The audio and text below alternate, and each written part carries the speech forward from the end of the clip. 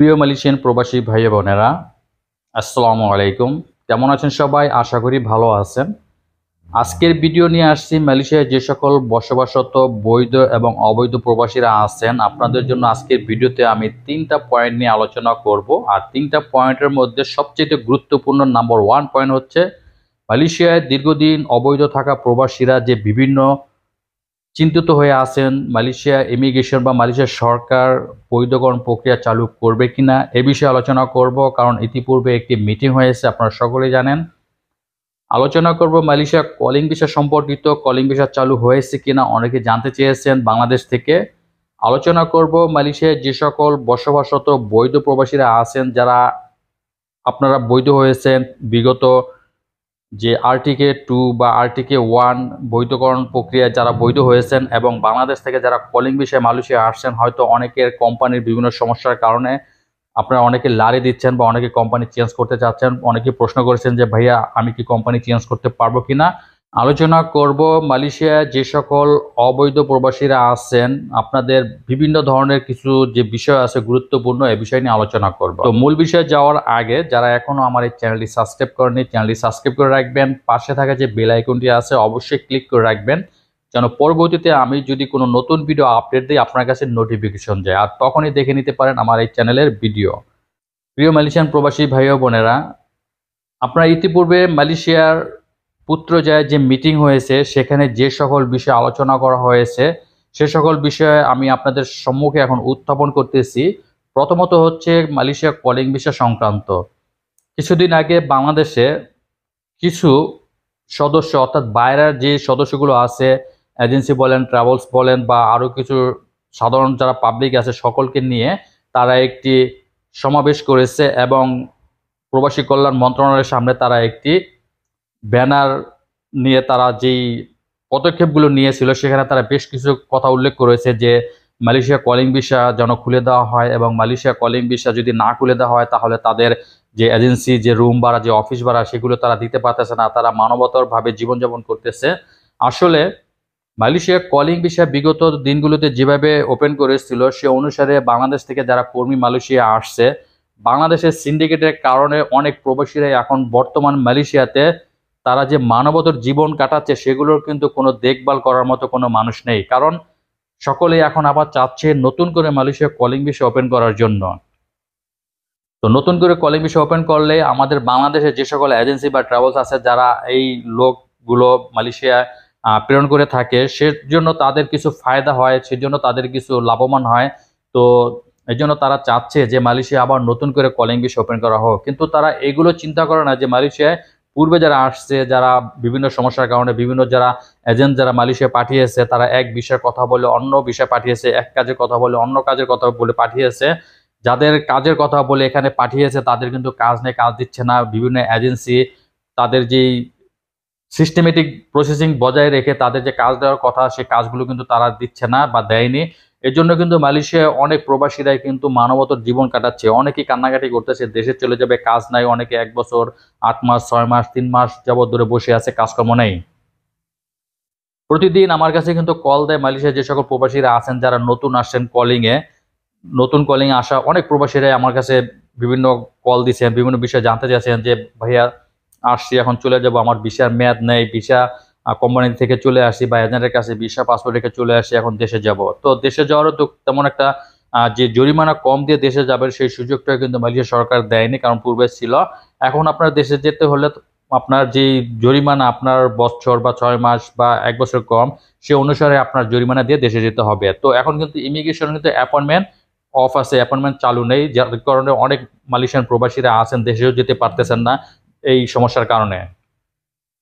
তো বাংলাদেশ সরকারের উচিত মালয়েশিয়ার যে সকল প্রবাসীরা যে মানবতর জীবন কাটাচ্ছে, যাদের কাজকর্ম নেই, যারা কাজকর্ম দেওয়ার কথা বলে এখানে পাঠিয়েছে বিভিন্ন এজেন্সি, তারা কিন্তু এখানে এনে তাদেরকে ছেড়ে দিছে।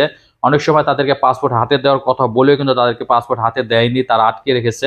তো বিভিন্ন ধরনের সমস্যার কারণে কিন্তু এখানে অনেক প্রবাসীরাই মানবতার জীবন কাটাচ্ছে। তো নতুন লোকের কাজকর্ম পাওয়াটা খুব একটা কষ্টকর, কারণ কোথাও যদি কোনো কাজের সন্ধান করা হয় তাহলে প্রথমে জিজ্ঞেস করে ভাষা জানে কিনা বা টুকিটাকি কাজকর্ম জানে কিনা। তো ভাষা না জানার কারণে, টুকিটাকি কাজকর্ম না জানার কারণে কিন্তু অনেক জায়গায় তাদেরকে নিচ্ছে না। এবং প্রজেক্ট সাইডে যে তারা যে কাজকর্ম করবো, বর্তমানে কিন্তু প্রজেক্ট সাইডে কিন্তু বিভিন্ন ধরনের মালয়েশিয়া ইমিগ্রেশনের অভিযান অব্যাহত রয়েছে, অপরিচিত চলছে। তো মালয়েশিয়া এবং বাংলাদেশ যে কলিং বিষয় সম্পর্কিত যে বিস্তারিত, এগুলো বাংলাদেশ সরকার প্রথমে উচিত মালয়েশিয়ার যে সমস্যাগুলো আছে প্রবাসীদের, সেগুলো অন্তত প্রথম সমস্যার সমাধান করা উচিত।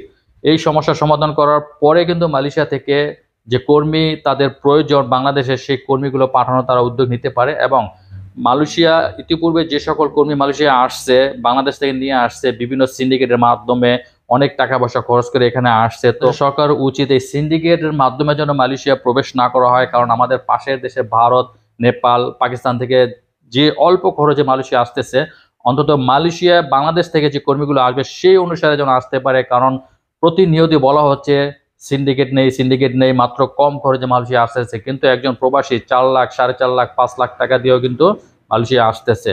তো আমি প্রথমেই বাংলাদেশ সরকারের কাছে অনুরোধ করব, বাংলাদেশের বর্তমানে যে প্রধান উপদেষ্টা আছেন, এই বিষয়গুলো অন্তত আপনি বিবেচনা করে নতুন করে কলিং ভিসা চালু করার অঙ্গীকার করবেন। দ্বিতীয় যে বিষয়টি আলোচনা করব সেটি হচ্ছে মালয়েশিয়ায় যে সকল বসবাসরত বৈধ প্রবাসীরা আছেন, যারা এক কোম্পানি থেকে পরিবর্তন করতে চাচ্ছেন অন্য কোম্পানিতে, অর্থাৎ আপনার ভিসা যে কোম্পানিতে আছে সেই কোম্পানিতে আপনি থাকতে চাচ্ছেন না, কোম্পানি ভালো না, বেতন দিচ্ছে না, আর এক কোম্পানি যেতে যাচ্ছেন, বা অনেক এজেন্সির আন্ডারে যারা কাজকর্ম করতেছেন, বা অনেক এজেন্সির আন্ডারে যারা ভিসা পাসপোর্ট করেছিলেন অন্যের আন্ডারে কাজকর্ম করতেছেন। তো এখন সেখানে হয়তো কাজকর্ম করে আপনার ভালো লাগছে এজেন্টের কাছ থেকে বা ওই কোম্পানির কাছ থেকে, অর্থাৎ ভিসা যার নামে আছে তার থেকে পরিবর্তন করে আপনি যেখানে কাজকর্ম করতেছেন তার নামে করবেন। এই পদ্ধতি কিন্তু পূর্বেও ছিল, এখনো আবার নতুন করে ঘোষণা দেওয়া হয়েছে। মালয়েশিয়া যে মিটিং হয়েছে সেখানে কিন্তু তারা ঘোষণা দিয়েছে মালয়েশিয়ায় যে সকল প্রবাসীরা আছেন আপনারা ইচ্ছা করলে কোম্পানি পরিবর্তন করতে পারবেন। তবে এখানে কিন্তু কিছু কথা রয়েছে, আপনি চাইলেই যে কোম্পানি পরিবর্তন করবেন তা নয়, বিষয়টা কিছুটা একটু গ্যাপ আছে। সেজন্য আপনি যার আন্ডারে আছেন, যেই এজেন্সির আন্ডারে আছেন, সেই এজেন্সি আপনাকে কোনো পারমিশন দিবে কিনা অন্য কোম্পানির আন্ডারে আপনাকে পারমিট করার জন্য। কারণ আপনি যার আন্ডারে আছেন তার পারমিশন ছাড়া কিন্তু আপনি অন্য কোম্পানিতে কোনো ভিসা পরিবর্তন করতে পারবেন না। এখন অনেকেই বলতে পারেন যে ভাই আমার এজেন্সি তো বা আমার কোম্পানি তো অন্য কোম্পানিতে পরিবর্তন করতে দেবেন, এখন আমার করণীয় কি? আপনার করণীয় কিছুই নেই, আপনার শুধু এখন যার আন্ডারে আছেন তার আন্ডারে থেকে আপনাকে কাজকর্ম করতে হবে। তো মালয়েশিয়ায় অনেক এজেন্সি আছে, তাদের এই কর্মীগুলো কখনোই ছাড়বে না, কারণ তাদেরও তো কিছু ফায়দা আছে। আপনাকে যদি ছেড়ে দেয়, তার আপনার কাছ থেকে যে ইনকামটা হচ্ছে সেই ইনকামটা তো আর সে পাচ্ছে না। এই জন্য অনেক এজেন্সি বা অনেক কোম্পানিগুলো এই কর্মীগুলো সাধারণত অন্য কোম্পানিতে দেয় না। আবার অনেক কোম্পানি আছে, সবগুলো না, অনেক কোম্পানি আছে যাদের আন্ডারে কাজকর্ম নেই, এখন কি করবে, অন্য আন্ডারে তারা এই পরিবর্তন করে দিচ্ছে। তো আপনি কনস্ট্রাকশন বিষয় হলে আপনি সার্ভিস সেক্টর করতে পারবেন, সার্ভিস সেক্টর হলে কনস্ট্রাকশন পরিবর্তন করতে পারবেন। এক্ষেত্রে আপনাকে সমঝোতা করতে হবে, আপনার যে কোম্পানি আছে আপনার যার নামে ভিসা তার সাথে প্রথমে আপনাকে সেটেল করতে হবে যে আপনাকে সে পরিবর্তন করার পারমিশন দিবে কিনা। যদি আপনাকে পারমিশন দেয় তাহলে আপনি অবশ্যই করতে পারবেন, এবং এই প্রসেসিং গুলো আপনি যার আন্ডারে করবেন সেই এই প্রসেসিং গুলো করবে। তো আশা করি এই বিষয়গুলো বুঝতে পারছেন। আরেকটি বিষয় হচ্ছে, বর্তমানে কিন্তু আরেকটি ঘোষণা হয়েছে যে মালয়েশিয়া যে সকল কর্মী, বৈধ কর্মী যদি ভিসা ক্যান্সেল করে বাংলাদেশে যেতে চায়, তাহলে অবশ্যই তার সেই ভিসার কোম্পানির মালিক স্বয়ং এয়ারপোর্টে গিয়ে তাকে পৌঁছে দিবে এবং ইমিগ্রেশনে গিয়ে তাকে পৌঁছে দিবে। কোনো মালিক যদি এই প্রসেসিং কার্যক্রম না করে, তাহলে পরবর্তীতে তার যদি শ্রমিকের প্রয়োজন হয় তাহলে তাকে কোটা দেওয়া হবে না, তার কোটা খালি রাখা হবে। এরকম কিছু শর্ত অন্তত দেওয়া হয়েছে এই মিটিং এ। এখন আসি মালয়েশিয়ায় যে সকল অবৈধ প্রবাসীরা আছেন, যারা আমার এই ভিডিওটি দীর্ঘক্ষণ ধরে বসে দেখতেছেন, তাদের জন্য সুখবরটি হচ্ছে, অনেকে অপেক্ষা করছিলেন যে ভাইয়া আরটিকে 3.0 চালু করবে কিনা। এই বিষয়টি নিয়ে কিন্তু মালয়েশিয়া পুত্রজায় যে মিটিং হয়েছে সে বিষয়গুলো কিন্তু আলোচনা হয়েছে, যে মালয়েশিয়া বর্তমানে যে সকল অবৈধ প্রবাসীরা আছেন তাদেরকে বৈধকরণ প্রক্রিয়া নিয়ে বিস্তারিত যে আলোচনাগুলো হয়েছে, আশানুরূপ করা যায় যে ভবিষ্যতে হয়তো 1 মাস বা 2 মাস, এটা কনফার্ম করে বলা যাচ্ছে না, যে আপনাদের জন্য সুখবর আসছে, বৈধকরণ প্রক্রিয়া চালু হওয়ার সম্ভাবনা রয়েছে। যারা বৈধকরণ প্রক্রিয়ায় বৈধ হবে না, যারা দেশে যেতে চাচ্ছে অবৈধ আছে দেশে, তাদেরকে দেশে যাওয়ার কোনো সুযোগ দিবে কিনা, এই প্রক্রিয়াটাও কিন্তু আলোচনা হয়েছে। অন্য বিষয়গুলো নিয়ে তারা যে আলোচনা সমালোচনা করেছে, এটা অবশ্যই একটা ডিক্লারেশন দিবে, অবশ্যই একটা তারা সাংবাদিক সম্মেলন করে তারা জানিয়ে দেবে, এবং সরকারের পক্ষ থেকে একটি ঘোষণা আসবে যে কোন পর্যায়ে অবৈধ প্রবাসীরা বৈধ হবে, এবং তাদের যে সময়সীমা এবং যে নিয়ম কানুনগুলো, পূর্বে যে নিয়ম কানুনগুলো ছিল সেই নিয়ম অনুসারে হবে কিনা, বা নতুন করে নিয়ম কানুন যদি তারা চালু করে সেগুলো অবশ্য বিস্তারিত তারা চালু করবে। এবং এখনো কিন্তু এটা কনফার্ম করে বলা যাচ্ছে না যে অবৈধ প্রবাসীদেরকে বৈধকরণ প্রক্রিয়া চালু করবে কি করবে না। এটা সাধারণত তারা মিটিংয়ে আলোচনা করেছে এই পর্যন্তই। কিন্তু আসলে অনেকেই এই ভিডিওগুলো দিচ্ছে, অনেকে উপদেশগুলো দিচ্ছে যে বৈধকরণ প্রক্রিয়া চালু হয়ে গেছে, অনেকে টাকা পয়সা জমা নেওয়ার জন্য আগ্রহ দেখাচ্ছে। আপনারা একটা কাজ করবেন, যারা এই প্রক্রিয়ায় বৈধকরণ হবেন, যদি মালয়েশিয়া সরকার বৈধকরণ প্রক্রিয়া চালু করে তাহলে অবশ্যই আপনারা এখন থেকে ভালো কোম্পানি, ভালো এজেন্সি আপনারা খোঁজখবর নিয়ে রাখেন, বন্ধু বান্ধব আছে তাদের মাধ্যমে খোঁজখবর নিয়ে রাখেন যে কোন এজেন্সির ভালো বা কোন কোম্পানি ভালো। আপনি আসলে যদি 5টা চাহিদা পূরণ করতে চান তাহলে তো হবে না, অন্তত 2টা 3টা সমস্যা থাকতেই পারে, 2টা সমস্যা থাকতেই পারে। তো যাই হোক, আপনি ভালো কোনো এজেন্সি, ভালো কোনো কোম্পানি খোঁজখবর নিয়ে এখন অবশ্য সংগ্রহ করে রাখেন। তো ভবিষ্যতে যদি কোনো সুযোগ সুবিধা দেয় তখন অবশ্যই আপনারা এই সুযোগ সুবিধায় অংশগ্রহণ করতে পারবেন, বৈধকরণ প্রক্রিয়া আপনারা অবশ্যই প্রসেসিং করতে পারবেন। তো বৈধকরণ প্রক্রিয়ার যে কিছু নিয়ম কানুন থাকবে সেটা পরবর্তীতে যদি ঘোষণা দেওয়া হয় সে বিষয়ে বিস্তারিত আপনাদেরকে জানিয়ে দেওয়া হবে।